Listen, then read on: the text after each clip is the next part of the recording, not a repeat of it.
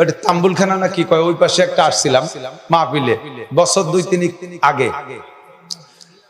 আসছি তো সব জায়গায়। তো ওই মাহফিলে, ওখানে আসলে মাহফিলে আমার খেদমতে একটা যুবক পরিবেশন করতেছে।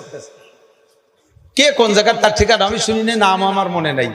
ওই যুবক পাগড়ি পরা, যুব্য গায়ে, ফিসফিসে পাতলা দাড়ি। আমি মনে করছি খাবাসপুর মাদ্রাসার ছাত্র হবে। সবকিছু শেষে যখন বিদায় নিচ্ছি, ছেলেটা বলতেছে, হুজুর আমার তো একটু জিজ্ঞেস করলেন আমি কেডা? কয় যে আমি রাজেন্দ্র কলেজের ছাত্র। আমি সাধ্য অনুযায়ী সুন্নতের পাবন্দি করার চেষ্টা করি। তো যাওয়ার আগে আমার রুমে একটু কদম দিয়ে একটু বরকত দিয়ে যাবেন। যত এত খেদমত করলো, মোহাব্বতের সাথে চাইলো, চলো যাই। আমার যাওয়ার পথে বলে, জি আপনি যান। যাওয়ার পথে গাড়িতে উঠার একটু আগে তার রুমটা, রুমের মধ্যে ঢুকে দেখি ছাদে আর ওয়ালে লেখা আল্লাহ দেখে। ছাদে লেখা